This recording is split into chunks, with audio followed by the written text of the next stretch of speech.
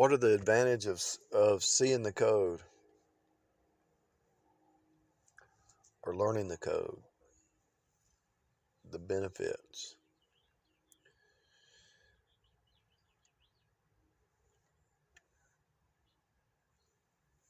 It should help you with your faith. It should help you with peace.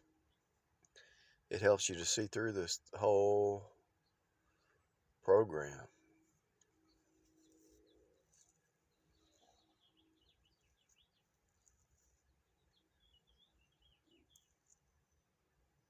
Taking you back to source code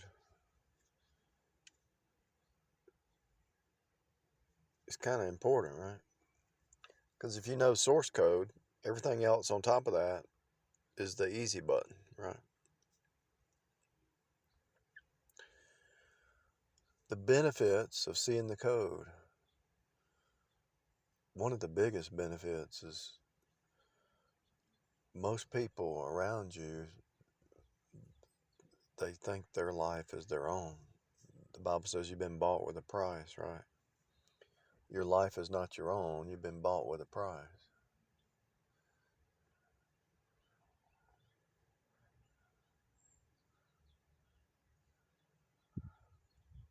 And so when you see the code, you realize somebody coded this, somebody created this, somebody designed this. And once you see it, everywhere you look is code. And so it should remind you of the Creator no matter what you look at, all the time, everywhere, all the time. There's code everywhere. And if you see the blood of His cross on everything, it's an easy reminder. I showed somebody how, I showed this lady one time how the red, the red represents the blood on the clock, right? The red minute hand represented the blood. And she said, "Thank you for that. Every time I look at that, I'll think about the blood of Jesus." And so everything that you do, right as I'm talking, somebody walks up with a shirt that has a red bull on it. The bull is the bullock. So why does he have a red bull on the back of his jacket? Red bull. The bullock is the sacrifice. The letter A in the Phoenician script goes back to bull.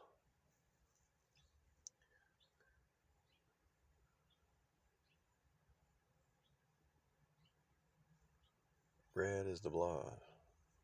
The bull is the sacrifice. And bull is the letter A, the blood sacrifice, the red.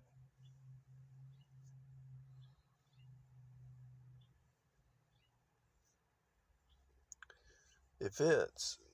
It's true in the cartoons, and it's encoded everywhere. It's encoded in the cartoons, it's encoded in the movies, it's encoded in the names of people, it's encoded in uh, the trees, the bushes, the buildings, the building code, the plumbing code. It's encoded everywhere. You can actually see it in the plumbing code and the electrical code. The same. For it to be a creation code, it has to apply across the board, and you can actually see.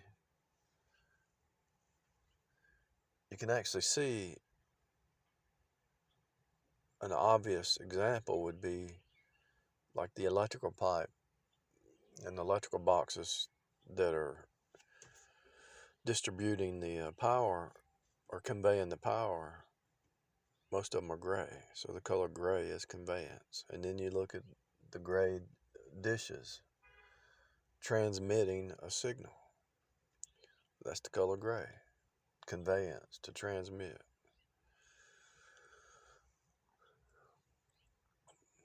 It's the gray. It's the intermediary, but a message that's being transmitted or conveyed, right? And so that's why the gray aliens are kind of in the middle, caught between. They're caught between rock and a hard place, really. But the reason, I guess, the gray aliens, because what is an angel? An angel is a messenger.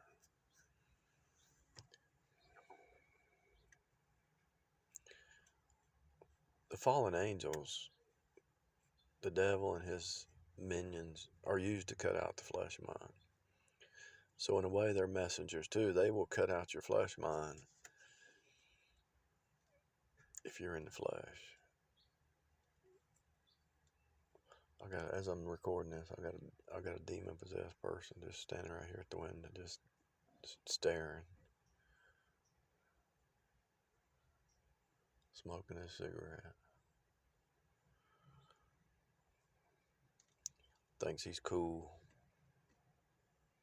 Thinks somebody wants to talk to him. I don't want to talk to you. You ain't got nothing to say. You ain't got no truth. You ain't got nothing new. See, a lot of people, they want to be your friend, but they ain't got nothing worth talking about. They're just of the world, the flesh, and pro-life. Why you want to be friends with somebody who's caught up in the worldly wisdom of this world? I don't want to be their friend. I don't have time for it. It's a waste of time. They're just, actually, what happens is with the unsaved who's caught up in the world system, they worship themselves. Everything that comes out of their mouth is like, look at me, look how good I am, look at what I can do. It's all about me. They'll never give God the glory and the honor and the praise. It's all about them.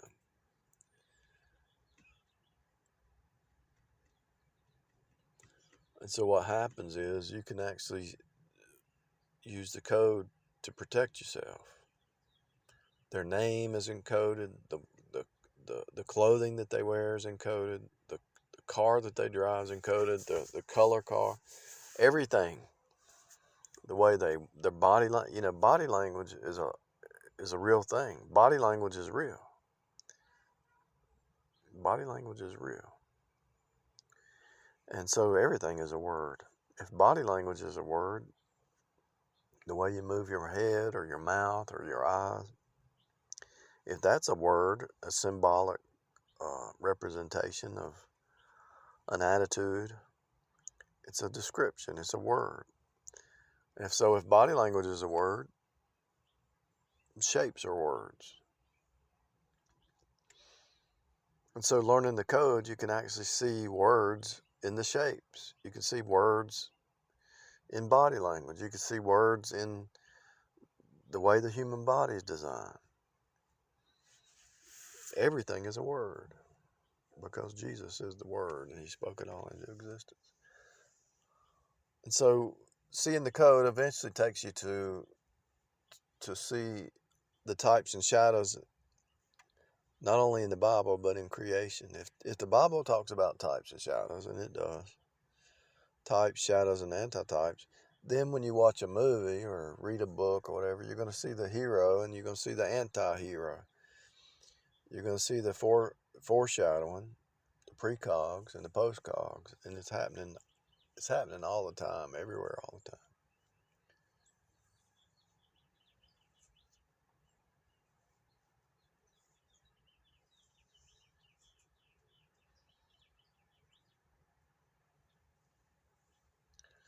What's a trip is, it's so important, but most people will never even, maybe they have to get to a point where they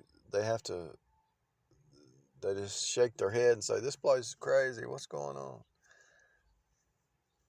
That's what I had to do. But all the objects are object lessons. So no matter what you do, where you go, see, you can see the object lesson in the objects. And so how's it gonna benefit you? It's gonna give you peace. Because no matter where you go or what you're doing, you're gonna see the truth encoded in creation. Even if you don't have a Bible, let's say something happens. You don't have a Bible nearby to read some Psalms or whatever. All you have to do is look in front of you and you've decoded this thing and you know the truth is encoded right in front of you. You're in it. You're in the Bible.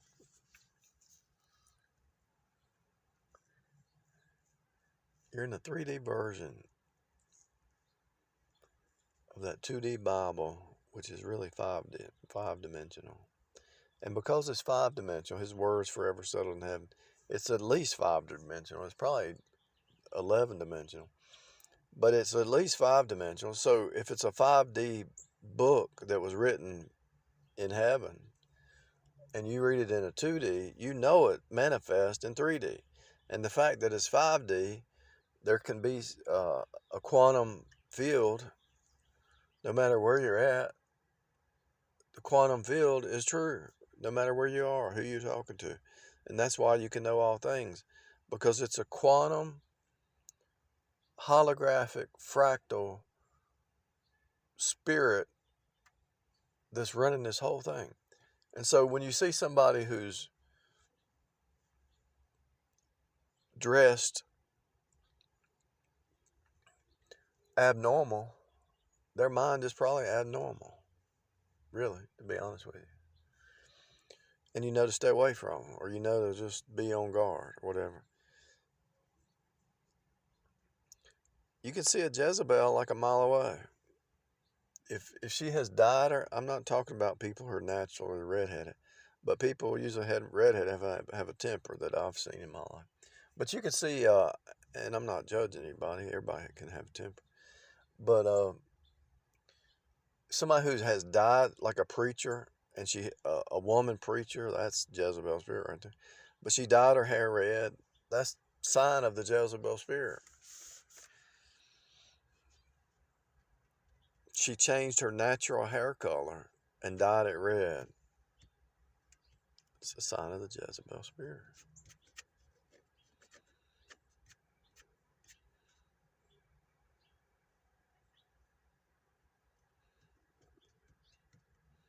I'm not talking about people. I'm not bad-mouthing people with red hair. But I will say there is a pattern with red-headed people. There is a pattern. I'm not talking about the same thing as when I'm talking about a preacher, a woman preacher so-called, who dyed her hair red. That's proof the Jezebel spirit. Everybody has had the Jezebel spirit, so I'm not attacking any individual. Everybody's had it, but you either move away from it as you grow, or you get worse and you start to dye your hair red, stuff like that.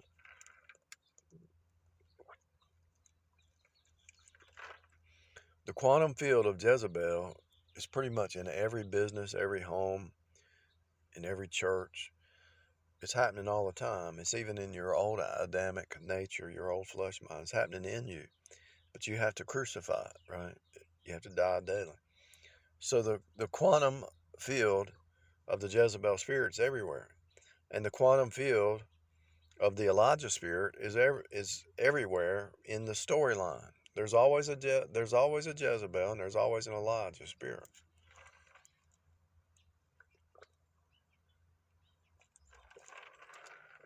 It's the flesh versus spirit. It's a quantum field. It's encoded in all storylines, whether it's in your home, your neighborhood, your church.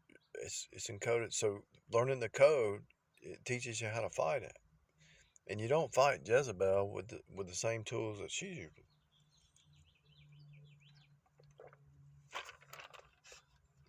The only way to beat Jezebel is die daily. Don't fight Jezebel in the energy of the flesh, because she's a master. She's got a demon spirit. She's a master of the flesh. The whole purpose of Jezebel, in a nutshell, is to make copies of herself. She knows she's corrupt, so she wants to corrupt other people. She's just trying to make copies of herself. She knows she's rebellious towards God, so she wants to make you rebellious. That's what the music industry is about. That's what the movie industry is about. It's all encoded as a quantum field. And that quantum field is encoded in every story, the storyline of your life.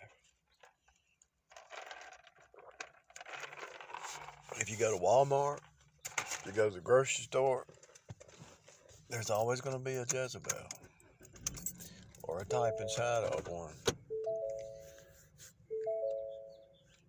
If you start to walk in the Spirit more and you die daily